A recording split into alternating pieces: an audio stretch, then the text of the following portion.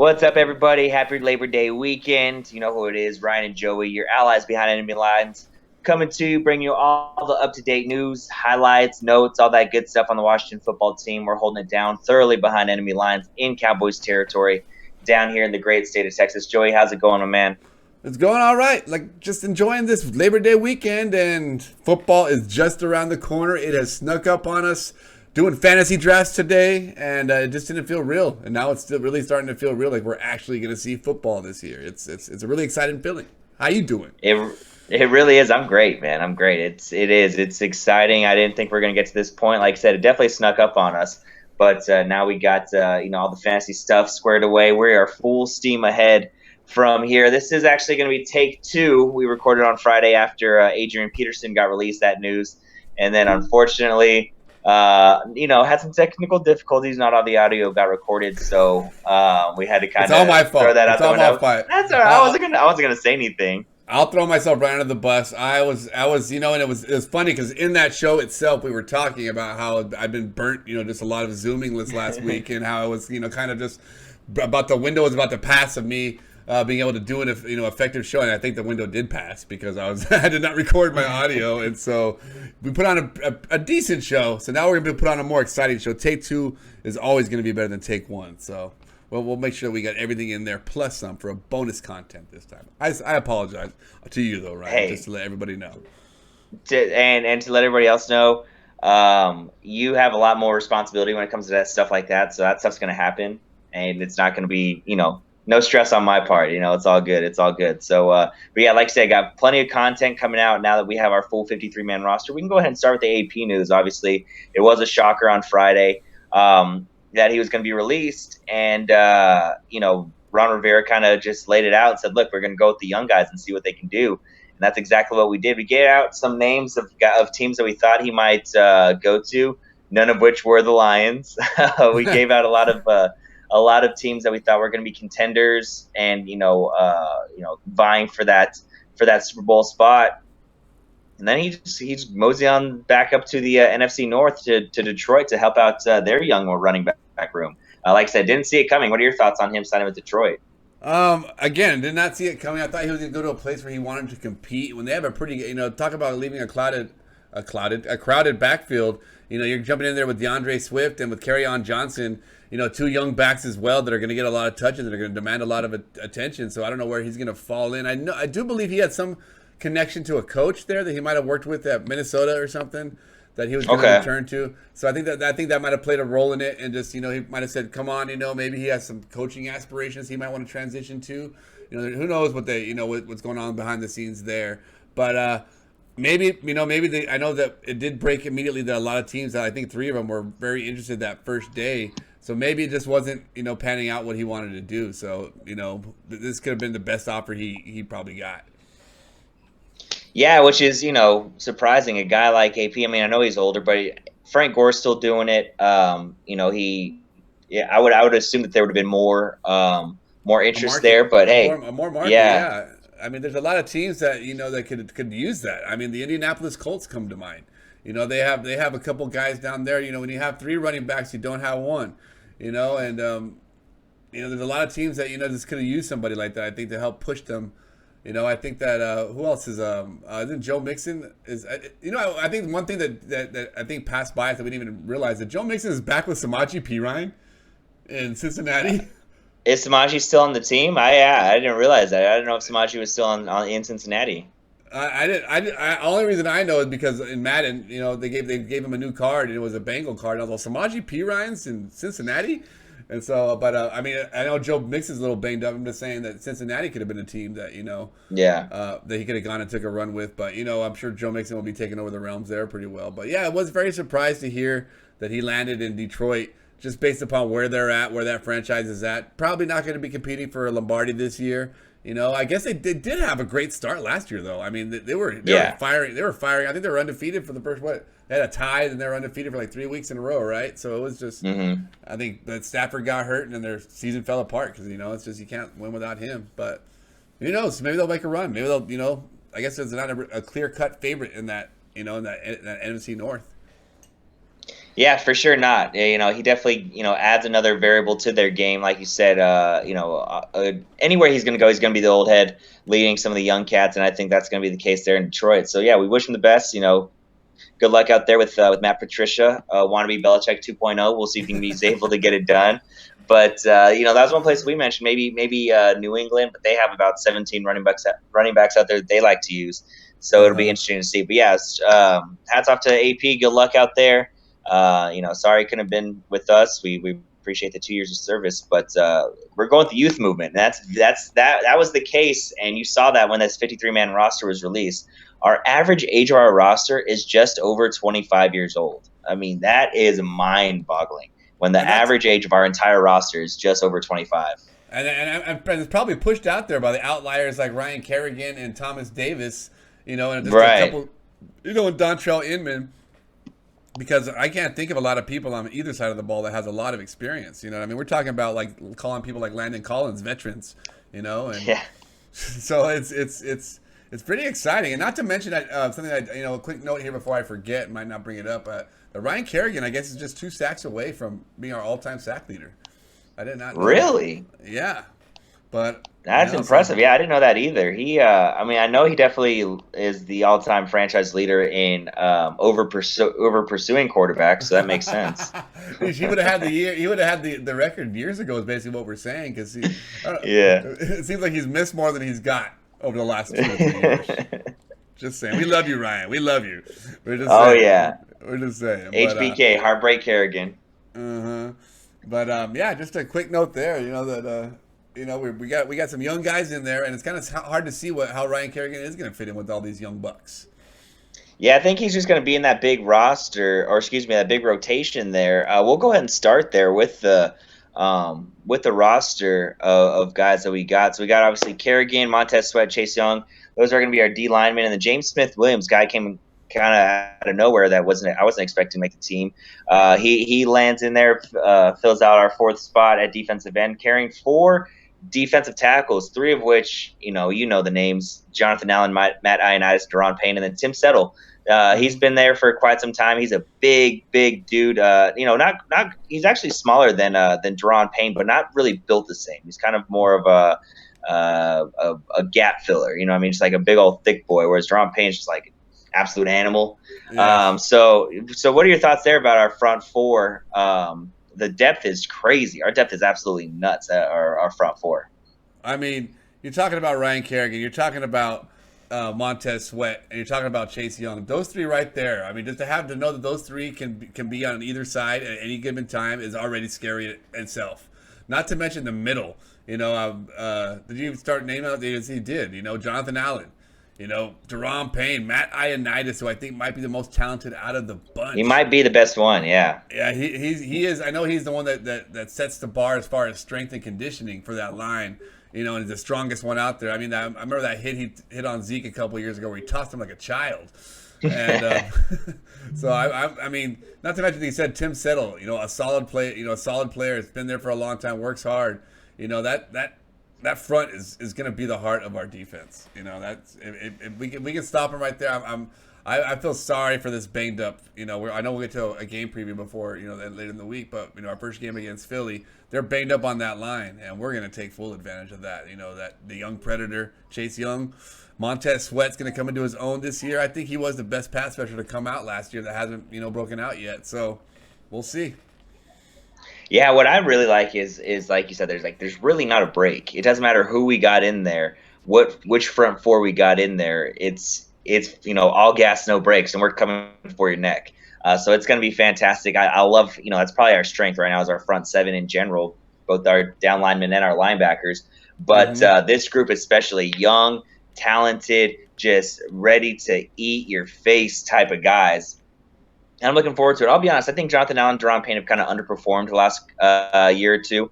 And I think having all this help on the edge and behind them, I think is going to allow things to open up the middle quite a bit. And there's not too many guard center combos in the league that would be able to handle the duo of whether it is Jonathan Allen, Deron Payne, Jonathan Allen, Matt Ioannidis, or Deron Payne, Matt Ioannidis. And then you mix in Tim Settle there, which, like I said, he is a big boy. you're gonna be hard pressed to find an offensive line in the middle that's gonna be able to handle that onslaught just over and over and over again. So I'm ecstatic, and I cannot wait for our defense to hit the field and get those guys out there. And you said it. I mean, because who are you going to double team? The whole line? Yeah, Who? I mean, yeah, one of those guys that we mentioned. Jonathan Allen, Jerome Payne, Matt Ioannidis, Chase Young, Montez Sweat, Ryan Kerrigan is going to have one-on-one, one-on-one blocking with someone that's not as talented as they are, and yeah. and so it's gonna be interesting to see how good we know they're going to be good, just how good they're going to be. No doubt, no doubt. So we'll move right behind them to the linebackers. There's talk of Ryan Anderson actually being traded right before the full roster release. That maybe we're shopping him around a little bit, which he kind of makes sense because he's kind of a tweener right now. You don't really know where he fits in. He's kind of struggled finding his footing on this team since he's been drafted. They decided to hold on to him. Ryan Anderson is one of our linebackers, along with John Bostic, Thomas Davis Sr., Cole Holcomb, Kaliki Hudson, a guy that I thought was a long shot to possibly make the roster. Sean Dion Hamilton, he shores up our middle linebacker, one of our middle linebacker spots, and Kevin Pierre Lewis, another guy, another young cat out of Boston College. He's not too young, 28 years old, 7 years in the league. But same with Kaliki Hudson. He's actually, this is his rookie year out of Michigan. He was our 5th-round pick. So so again, a lot of young guys there. We got Thomas Davis Sr. to kind of add some veteran there. John Bostic, he's only 29, but he's one of the longest tenured NFL players in our linebacking core too. So that just goes to show how incredibly young this entire team is, top to bottom. Yes, and that's the linebacker that we should really focus in on for a second, because if we think about it, our head coach was a former linebacker, our defensive coordinator is a former linebacker, and so you know that if you're going to be a linebacker on this team, you're going to have a lot of responsibility. You know that Ron Rivera, you know that Jack Del Rio's putting that leadership role within these guys, and you guys are going to set the tone for this entire defense. You know that they already know what they have in front of them as far as the defensive line. You get, Cole Holcomb, he's the one that stands out to me the most. The way that he quietly had, I think over 100 tackles last year, and Yeah. his speed, sideline to sideline play of Cole Holcomb is what's going to set him out the most. And I think he's the one that's set to really take off this year and really take a huge step as far as, going to that elite level. Thomas Davis, just a veteran presence, let those linebackers know what's expected of them and how do you operate out there.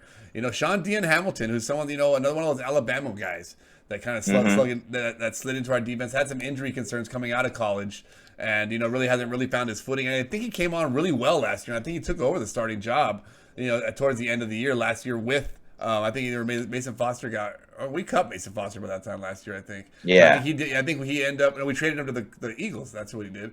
I think that having him, those two work together already, Cole Holcomb and Sean Dean Hamilton, is just going to be able to have a chemistry to build off of.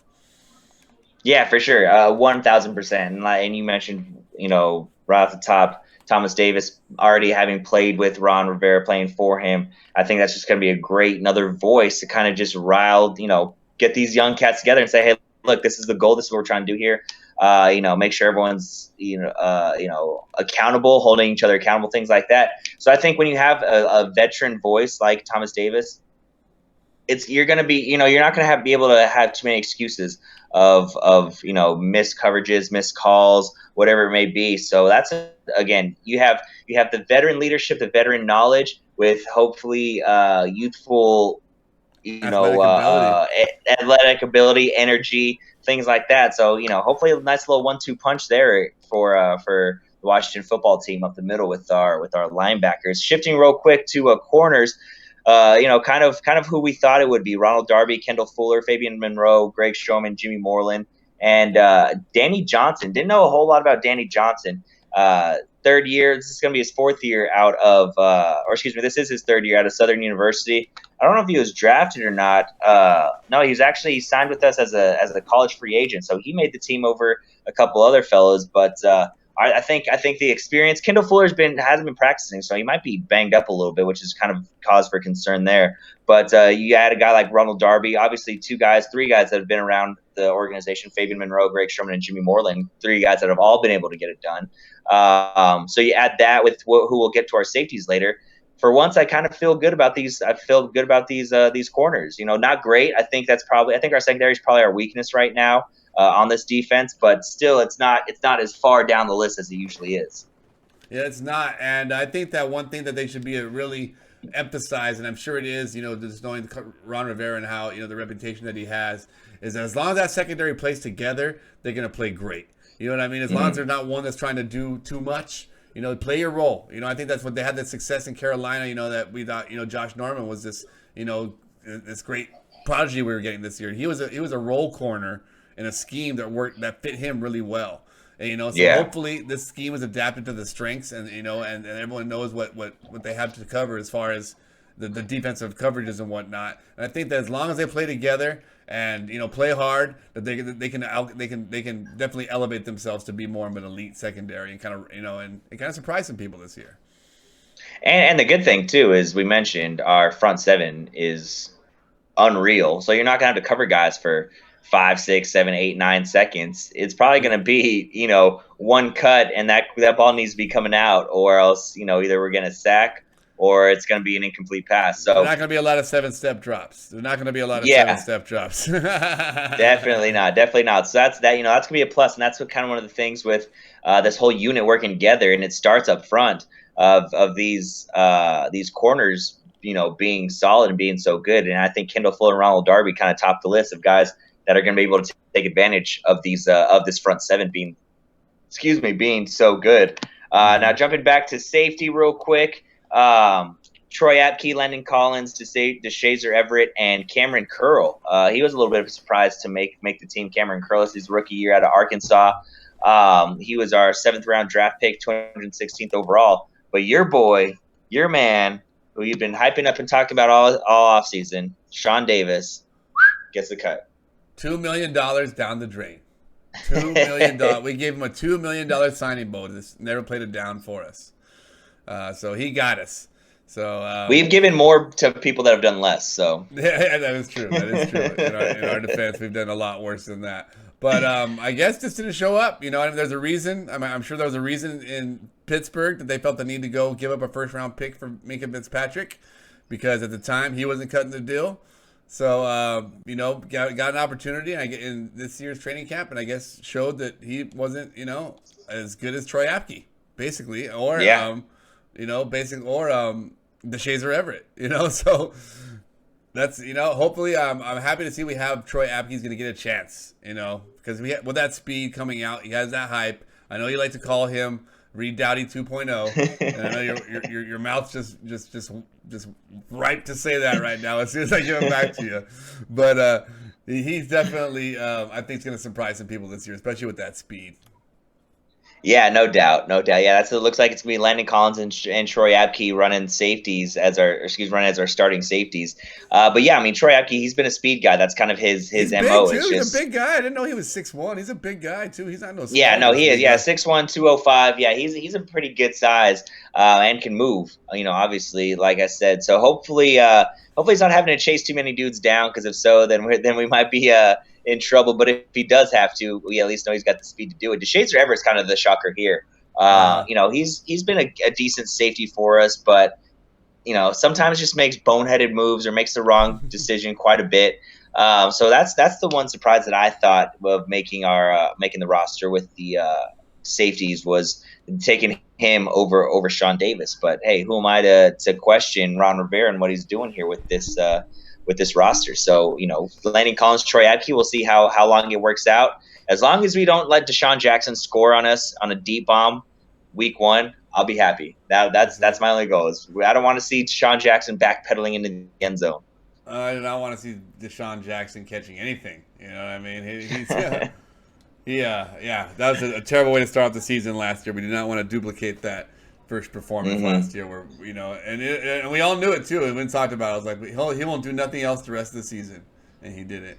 It's just that one game. One game he destroyed us. So no doubt, no doubt. That's our defense. Yep. Well, not anymore. We've turned a new leaf. That's not our defense anymore. Yes, indeed.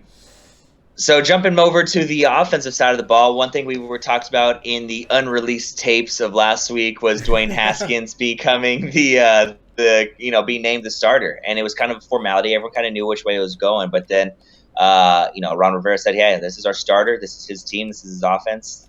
He's going to be the leader of our team, on the field." And how great it was for Dwayne Haskins to have that vote of confidence. Tons of people have been hyping him up. Terry McLaurin loves working with him. Ron Rivera said how he loves just his lively arm, how he just has a ridiculous arm.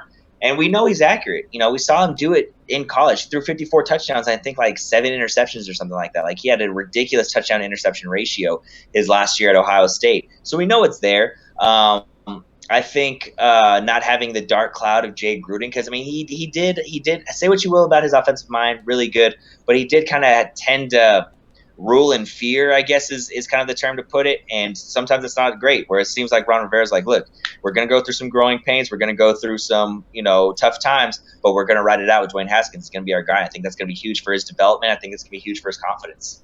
And that's going to be everything. And you hit the nail on the head when you talked about we know what he has in there. We saw what he can do at Ohio State when he has that confidence, when he has that support behind him and feels supported by the people around him and the people behind him. And so all Ron Rivera has to do is try to emulate that. And Scott Turner as well, is to make the offense more comfortable to him, make his ability seem easier to him, more natural to him. And once he gets that confidence up and knows that he can play at this level, then the sky's the limit. We know he has we know he has the work ethic. He shed the weight. We know he's been coming in early, staying late. He's working really hard at it. We know he has the rocket, the cannon of the arm. We know he has that winning, that's winning swagger. He exhibited that at Ohio State. So it's just up to the right circumstances to let it come out. And I'm glad that they made the decision, and that we know, like you said, that we all knew was coming, and that and hopefully they don't make it appear to him that he's on a very short leash. So he does have the ability to make those mistakes and those growing pains that we know he's going to make. But at the same time, look out. Let's see what he can do.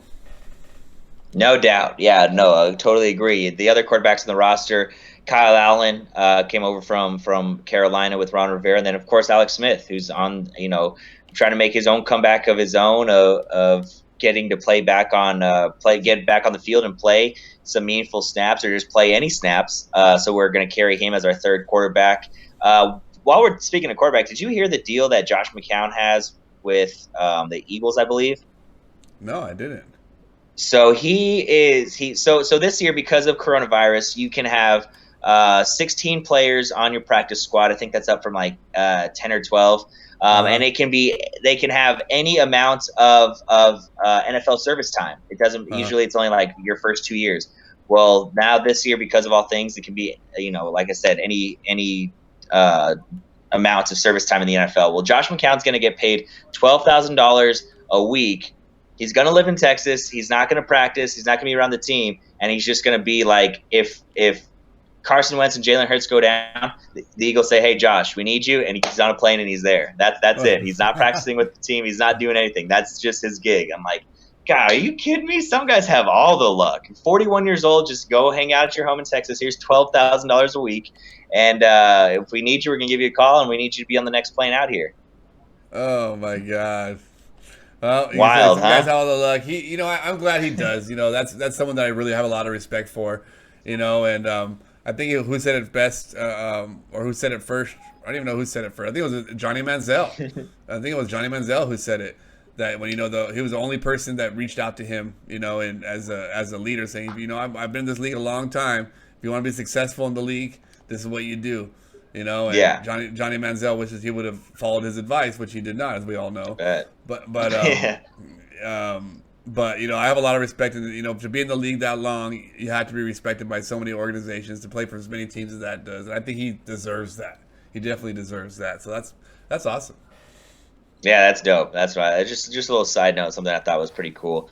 Now we'll head to the running back groups, where we can spend a little time, talking about this because of the AP being released. We thought, he was probably going to be in line for the starters, to be the starter. But even to him, he said it was pretty apparent that if he did have a role in the team, it was going to be very limited because of the package with Antonio Gibson and Peyton Barber, I believe he said. And Hmm. so he said if he was going to be on the team, he wanted to make sure it was a major role and he wasn't going to take a back seat to anybody. And obviously that wasn't going to be the case, so we sent him on his way. So it looks like Antonio Gibson's going to take the reins on this offense, and he has a lot of versatility. We all know that. He can play quarterback, or excuse me, he can play wide receiver, he can play running back, he can do a little bit of everything. Just get the ball in his hands, and it looks like it's going to be him, Peyton Barber, and Bryce Love kind of doing a little bit of running back by committee, mostly with Antonio Gibson taking a lot of the reps, and then J.D. McKissick being in there as a kind of another receiving back. That's the thing too, is with this group, all three of those guys, Gibson, McKissick, and Bryce Love, all are great catching the ball out of the backfield. And again, we've mentioned it numerous times, Scott Turner's system of seeing Christian McCaffrey catch the ball out of the backfield. So we know that there's plenty of those plays in the playbook. You know what I mean? There's plenty of options for guys to get reps, get catches, and be productive catching the ball out of the backfield. And I think I'm super excited, Antonio Gibson. I've drafted him in 3 out of the 4 leagues so far. In front of me To and be 2 of them. in front of, or excuse me, to kind of lead the way, and I think it's gonna work out great for us. Yeah, it's gonna work out great for us, and if it doesn't, your fantasy seasons are screwed. Just so you know right Yeah, now. for real. If it doesn't, I'm screwed. So fingers But crossed for a couple reasons than just for the football team. yeah, but yeah, I'm excited that we have this new dynamic style of offense that we're gonna really have these guys that can do a lot more once they have the ball in their hands. Because it seems like it's for as long as I can remember, we've had this. Adrian Bell Cal, kind of Adrian Peterson, Clinton Portis, Stephen Davis, John. You go back to John Riggins. We just always had this type of back that we just pound the ball. And we haven't had a really dynamic. I can't even think of the last dynamic back we had back there that was similar to this that we're gonna have with this youth and this and this flexibility as far as being able to play them all over the formation and different packages and whatnot. So it's gonna be exciting to see what exactly this team can do and what he has in store and how Dwayne Haskins is gonna fit in that because it's a whole new regime and it's a whole new way for this Redskin team to attack the ball.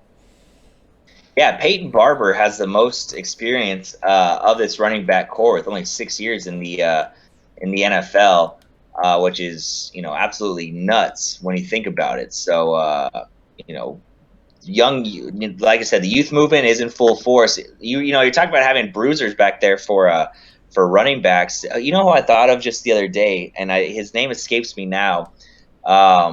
He was a kind of a bigger, fat kind of guy. He played for us when we had that big game against Green Bay in the playoffs, or get into the playoffs.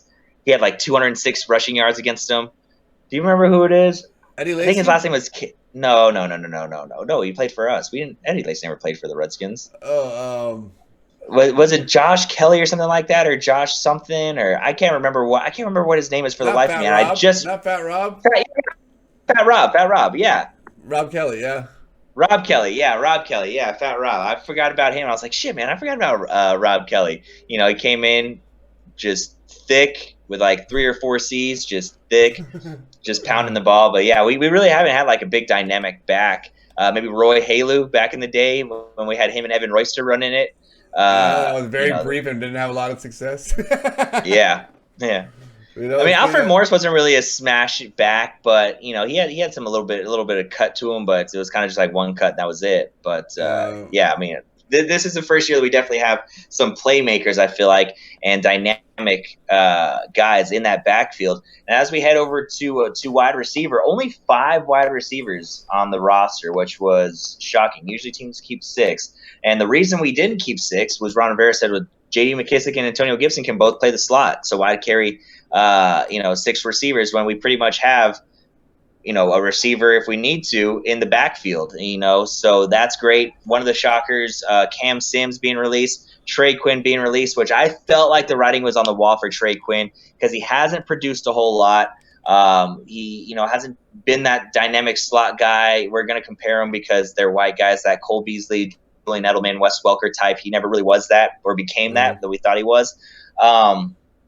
And he wasn't a Ron Rivera guy, so he had no loyalty to him. He didn't have any reason to keep him around if he wasn't getting it done. So he's gone. So our wide receivers are Antonio Gandy Golden, Dontrell Inman, who we mentioned, obviously Scary Terry, Steven Sims, and Isaiah Wright. Which Isaiah Wright's kind of like the shocker here of coming in undrafted out of Temple. Let's see what he can do. I mean, 6'2", 220, not like he's a big, massive dude. Cam Sims was one of the reasons we liked him was because of his size. He's out. I think they did try to bring him back on the practice squad, though. I have to double check on that. But we'll see what we got with this wide receiver group. Yeah, I mean, and we still got some size there. I think Golden's what? He's 6'5", isn't he? He's a big guy. 6'4", yeah. Yeah, 6'4". So I mean, we do have some size there still. Scary Terry just had such a great, phenomenal year last year, and it's really gonna help see is because he's definitely gonna demand a lot more attention this year, having people seeing tape on him and knowing what he's capable of. So it's gonna be interesting to see who kind of steps up and fills the shoes and kind of helps spread the ball out a little bit more. We know that Steven Sims is so electric with the ball in his hand as well. So we'll see if he has a breakout year. And then you said what's his name, Isaiah Wright? Yeah. He's again the unknown. The X factor. He can come be this year's Scary Terry for us. He can come in out of nowhere and just really start making some plays. It's going to be interesting to see exactly how this all fits together. We don't know where Bryce Love and McKissick and Gibson are going to fit in the passing game. So until we know that, we're going to see where the rest of the wide receivers fall. So it's going to be exciting to see how they work. Yeah, I'm really excited. I'm really excited for Gandy Golden to get out there. It looks like Inman's probably going to be the number 2 outside of on the other side of Scary Terry. So we'll see. We'll see. But I wouldn't be surprised if Gandy Golden ends up being that number 2 wide receiver towards the end of the year. Steven Sims kind of slotted to be that slot guy. No pun intended there. So, yeah, a real interesting group of guys. Again, Dontrell Inman, the most experienced guy, is going into his 7th year here in the NFL. So, again, the youth movement is on with the Redskins. And that's what I like is Ron Rivera kind of just, without saying it, said, we're going to go young. We're going to see what these guys got. He did say that. We're going to see what these guys got. And if they've got it, they've got it. If they don't, they don't. We can, move on from them pretty quickly. And I don't hate it. I think us as Redskins fans, when we were the Redskins, we got attached to names and guys, wanting to develop them. And then we're sitting 3, 4, 5 years and we're still like, oh man, once he figures it out, he's really going to be great. It's like, well, shoot, when's he going to figure it out? I mean? He's been in the league 4 or 5 years now. It's not like the NBA. It's not like baseball where you have a few years. It's like 2 or 3 years tops. And if not, then we kind of know who you are. Mm-hmm. You got to produce now. Now yeah. we have stories like Deshaun Watson who comes out, Lamar Jackson come out and has these MVP caliber careers very early on or years very early on in their career. And when they're setting the bar like that, we're having guys come out of college who are producing at a high level instantly. The clock has gotten a lot. The patience the NFL has run a lot thinner. So we'll have it's not you gotta put up or shut up or you'll be gone. So it's nobody's they do have a temporary job right now. Obviously, the whole 53 man roster, but is it gonna be the same at the end of the year? Who knows? Are these guys gonna be here or are they gonna be fighting for jobs at the end of this season? Because I don't think Ron's gonna be playing around with that. He's gonna have the people here who want to win, who want to compete. So I hats off to them as far as getting all these guys together. Yeah, no doubt. Now, as we move over to tight end, shout out to us, me and you specifically. We Marcus Baugh and Logan Thomas both making the roster. Those are the guys. Once Thad Moss was cut or released with his injury designation, which he was kind of a long shot anyways. We're just hoping to see what he could do. But Marcus Baugh and Logan Thomas, you've been watching and following along the show. Mm-hmm. 2 names that we brought up when we were, we highlighted the tight end spot as being very questionable of what we could do with it. And those 2 guys make it. Those guys add some receiving capabilities. Richard Rodgers gets cut. We thought maybe he might be one of the guys in there. We knew it was going to come down to Sprinkle or him. Sprinkle or him. And they obviously went with Sprinkle, and we know how good a blocker Sprinkle is. And again, youth is the key here. And Jeremy Sprinkle only been in the league with us. I think it's going to be his 4th year in the league. Out of Arkansas. He's only 26 years old. Richard Rodgers been around for a little bit longer. So we got the big size and receiving tight end in Logan Thomas. We got the blocker in Jeremy Sprinkle, and then another receiving tight end in Marcus Baugh. I don't know how often we're going to go into 3 tight end sets where they're all going out for passes. Probably not likely. Jeremy Sprinkle's probably going to stay home and block quite a bit. But, again, a little bit of a dynamic, a little bit of a different look. for what to expect with Washington football team tight ends. Yeah, and I'm kind of happy that we kept Jeremy Sprinkle around because and every time I never seen him play bad. I've only seen him do good things. He had a couple, Yeah, short touchdown passes, great blocker, and we know he was in that tight end room with one of the greatest tight. I'm not gonna say one of the greatest of all time, but one of Vernon Davis, one of the best tight ends that we probably ever had on our team, yeah, of our and generation for sure. Yeah. definitely. And so again, he's done good things. He's shown good work ethic, and I'm glad he's going to get an opportunity, probably more opportunities than he was getting before, just based upon his his experience and playing in the NFL for a couple more years. So Logan Thomas, don't know what to expect. Again, the unknown Marcus Baugh, he could easily come out and be our tight end, I think. So that's going to be our wild card spot we've thinking about this whole year. So it all depends upon his chemistry and his ability to run block as well. Yeah, Marcus Baugh, as we mentioned before, played at Ohio State with Dwayne Haskins and Scary Terry. So, a little familiarity not only there, but also played a little bit in Carolina with Ron Rivera before getting injured in training camp. So, again, some more familiarity there. So, a guy that just almost seamlessly just fits right in with this team. And like you said, he might end up being our number one when it comes down to it. And if so, I don't think I'll hate that. 6'4", 250 guy, hopefully can stay healthy. Unlike some of the, I don't want to call out Jordan Reed for getting concussions and stuff because you can't really mess with that, but he just couldn't stay on the field. And so that feels like we finally have a decent couple guys. Vernon Davis, like I said, was very good, very good, very good for us. But some, hopefully some guys can just get it done and stay on the field and stay healthy. But obviously we'll see with that. Yeah, we will. Now we want. Oh, go ahead. No, that's all I got for those tight ends. All we can say is we will see. Yeah. So moving on to the big uglies up front. Won't spend too much time on these guys. Keith Ishmael, one of the centers. This is the rookie year at San Diego State, fifth overall pick for us, and then Chase Roulier, who we drafted a couple years back. We were big fans of out of Wyoming. It's going into his fourth year. Those are going to be our two centers. Only three guards. Couple of Wes Martin and Wes Schweitzer, and obviously the sheriff, Brandon Sheriff, holding it down there. So only three guards. I think they plan on possibly mixing in Ishmael at guard as well, if need be, and Chase Roulier being our starting guard. Our tackles. Sadiq Charles, who I'm very, very interested in seeing how he performs. You think a tackle that played, I think he started as a freshman at LSU and started all 4 years that he was there. I'll have to double check that, but I'm pretty sure that was the case. Obviously, we know we drafted him 4th round out of LSU this year. So I'm very excited for him to see what he can do. I don't really know what the talk has been out of training camp because let's face it, a lot of tackles and offensive linemen don't get a whole lot of press coverage during training camp. So Sadiq Charles, Jerron Christian, who, again, a guy that we're kind of waiting to see what he can do out of Louisville. Cornelius Lucas, I always love a good Cornelius. You never meet a guy named Cornelius and, I don't know about this dude. Usually he's a pretty solid guy if you're Cornelius. And then obviously the big M&M, Morgan Moses. So, I don't have a whole lot on this group other than let's just hope they can work together and keep Dwayne Haskins upright. Yeah, let's hope they can block. That's like I said. Let's hope they can block, and don't get injured. That's two things I hope for. You said it best though. It's gonna be so hard shoes to fill. Losing Trent Williams. A staple for our team and for our line for so long. We didn't have him last year, but it's some big shoes to fill on that left-handed side. So let's just see what we can do. Jerron Christian, it's your time.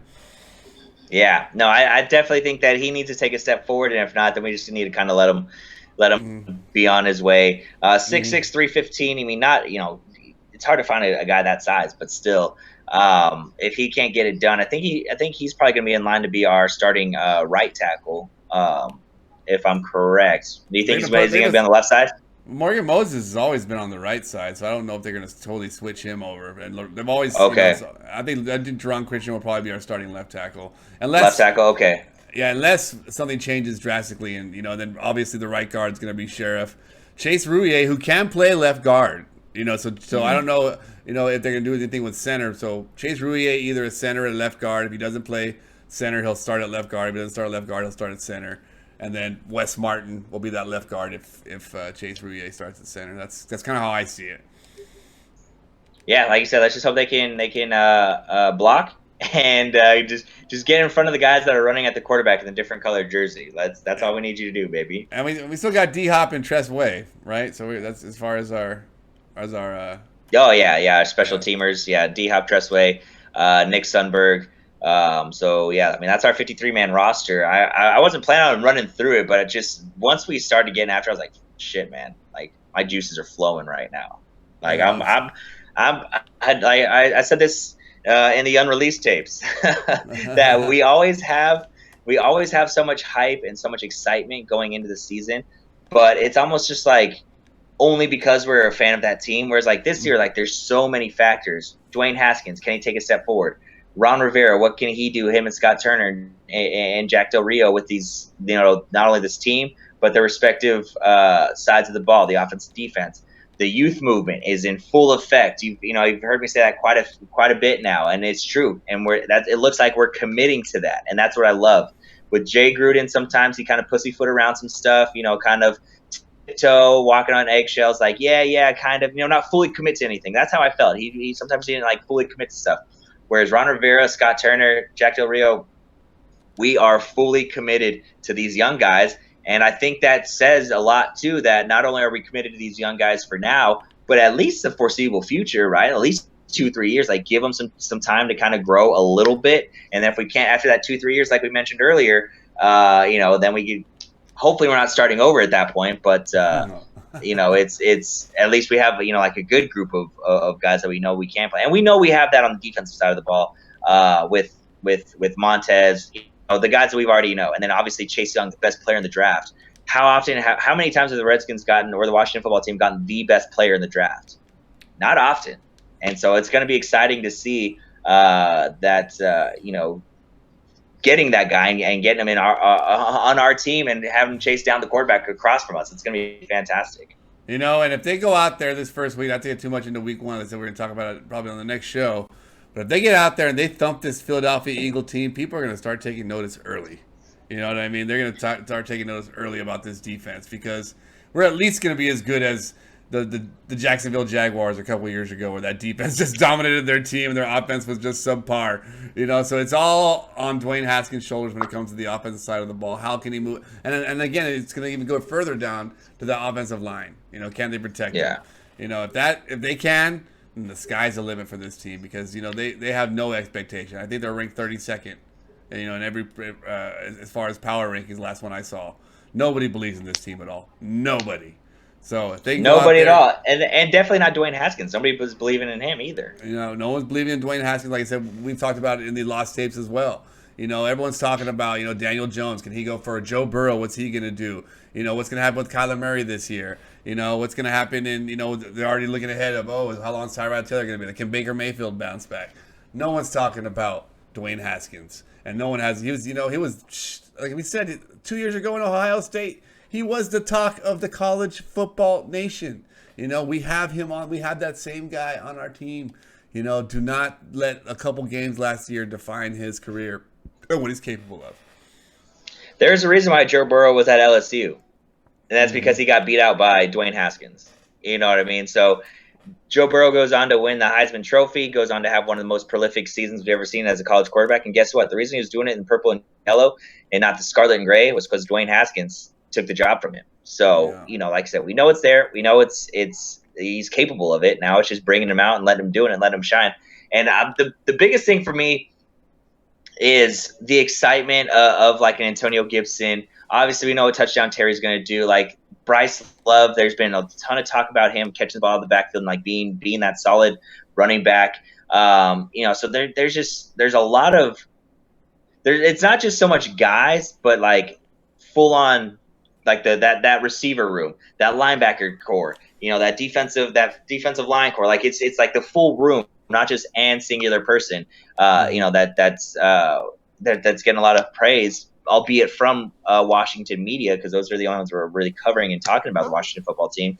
But still, the Washington football team, I think the Washington D.C. media is probably the most honest about the team because they're so jaded from Dan Snyder and just how bad this team's been the last 20 years that they'll tell you how it is. Like they'll tell you like Mm-hmm. this team sucks, or and they don't just like they don't just blow hot air. Just say hyping up this team when there's nothing to be hyped up. And I remember last year, beginning of last year, I had zero hope going into the season. Oh We yeah, talked, I none. Yeah. zero hope. I didn't even want to watch the games. It's like, and for 1 year, for that completely to shift around, where I think that we're a team that can go out there and put a good product on the field and compete. I'm not saying we're going to go to the playoffs or we're going to win, the Super Bowl anytime soon, but we're going to, there's no telling. Again, we have zero. We know nothing of this team right now. We're seeing a completely different team take the reins right now. There's obviously some of the names are the same, but they're not in this system. They're not playing with the same names around them. It's the whole dynamic, the whole culture, the whole work ethic of this team has changed. So we're going to get a brand new Washington football team out there, and what they can do, nobody knows. All everyone can do now is predict, and everyone's saying they're not going to do anything, and we know they are. That's the difference. 1000% could not have said that any better. Yeah, I mean, I'm stoked. We can get obviously next week, like you said, we'll get into week one and get into some season expectations. But just kind of briefly, what are your what's your ceiling for like expectations right now? Like 7 wins, 8 wins, 9 wins. Like where do you think this team 10 wins. realistically can 10 land? wins. You think you think we can Ceiling go highest. 10? Okay, yeah. Okay, 10 I wins. would agree. That's probably the highest. I think I would be happy with a 7-9 season, 8-8 season. I wouldn't be totally crushed. I think that's a successful season and a step in the right direction for this organization. I think if we stick with the pack in our division most of the year, I'll call that a win as well. I don't think that we're going to have the type of division that's going to have the dominant team. It's going to be kind of how it's been the last couple of years, where we're all about the same and everybody's in it till the freaking end. Right, 9-7, 10-6 wins this division. Exactly. So we can go on a little run. If we can get on a run there, if we can stay close, that could definitely happen. But I mean, it could very easily one injury, one COVID away to being another 3-13, 4-12 season. So I can see it. I'm thinking the floor, if we stay healthy, is about 6 or 7 wins, and if we do play above expectation, 10 to 11 wins. I'll say 10 just to be safe. Yeah, no, I agree. I wholeheartedly agree, and I mean, I'm really, really excited for week one to see how we come out because the Eagles just aren't very good. Miles Sanders is being hyped up as being a decent running back, and he had some good games How was last he in year. the But I top don't. 10 for the fantasy? Yeah, I know. I totally missed his name, and I saw somebody draft him, and I was like, what idiot drafted Miles Sanders so early on in the draft? But then I looked in the next draft, and I was like, wait a second, he's ranked in the top 10. Yeah, that's what I'm saying. He's getting a lot of hype, a lot of love for being kind of a game changer. I don't know about a game changing back, but just a productive leading running back.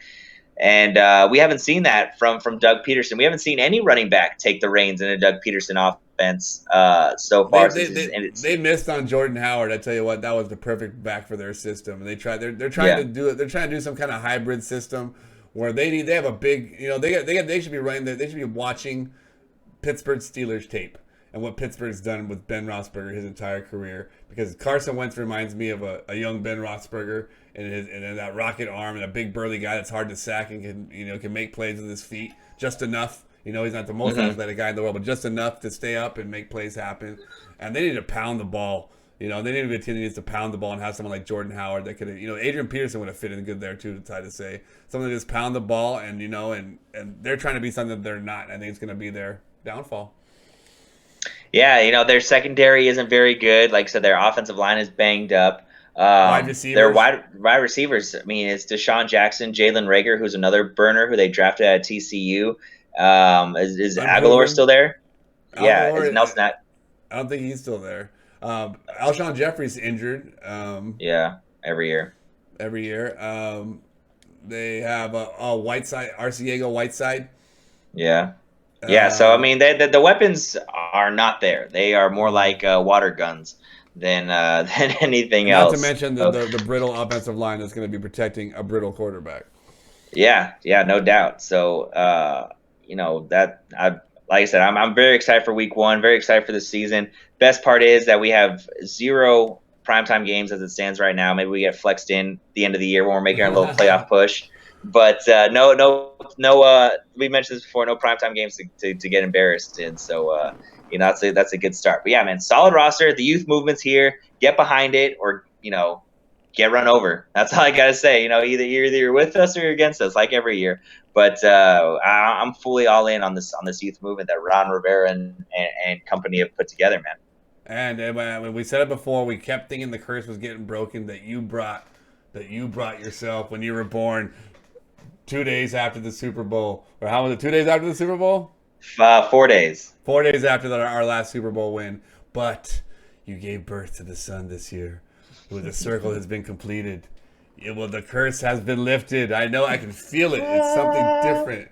It's something different about this team. It feels different. It reminds me of how we felt having the RG3. That year. Yeah. I mean, before he took the field, we were so excited. We sold our souls or whatever to have him, but we had someone to get excited about. Same thing this year. We have the best player, as recognized by everybody in the draft, on our team, and has blown expectations in practice. Yeah, it's going to be a good year, man. It's going to be a good year. I can't wait. Can't wait. Well, that's all I got. I don't know if you had anything else left over from the lost tapes or anything that you wanted to mention. No, just that the lost tapes were pretty cool, and I'm sorry that I. No, but the Redskins have a history of winning Super Bowls in odd years. Both strike seasons, we were Super Bowl champions. This whole weird odd year with COVID and everything, Washington finds ways to win championships in odd years. Just throwing that out there. So we just went from 10 wins to winning the Super Bowl. that went. I mean, hey, I don't hate it. I'm with it. I'm just saying. I'm just saying. We just went from 7 wins is pretty good to Super Bowl. That was the rational part of me was saying that, was doing the analytical talk. The part of me that likes superstition and the circumstances of our other wins, just wanted to throw that information out there. That's all. That's okay, all that was. Bet. I like it. I love it. All right, bud. Well, that'll do it for us. As always, rate, subscribe, review. Leave some comments down below. Something that we missed, something that you'd like for us to expand on. Give us some questions. We've been waiting for some questions. We haven't gotten any yet. Stuff you'd like to you'd hear us talk about. Like I said, we'll have a week 1 preview, a full on kind of season preview of expectations and just kind of what we're hoping to see, things like that. Maybe give out some win totals. Once we kind of look at the schedule. Game by game, right in front of us. Yeah, game by game, things like that. So, like I said, rate, review, subscribe. Check us out on Twitter, Facebook, Allies. What is it? It's Allies BEL on all our social media. And tell your friends. You'll be able to find us on Apple Podcasts pretty soon. We're getting that set up so that way you can take us with you wherever you go. You don't have to sit down and look at our ugly mugs for an hour or whatever it is. While you're watching it on YouTube. So be on the lookout for that. Definitely give us some 5-star reviews there as well. And like I said, tell your friends. All right. Yes. Thank you very much for doing this again. Right on. Always. Yeah. Anytime. Well, until next time, we are your allies behind enemy lines. Take care. Stay safe out there. Happy Labor Day weekend, everybody.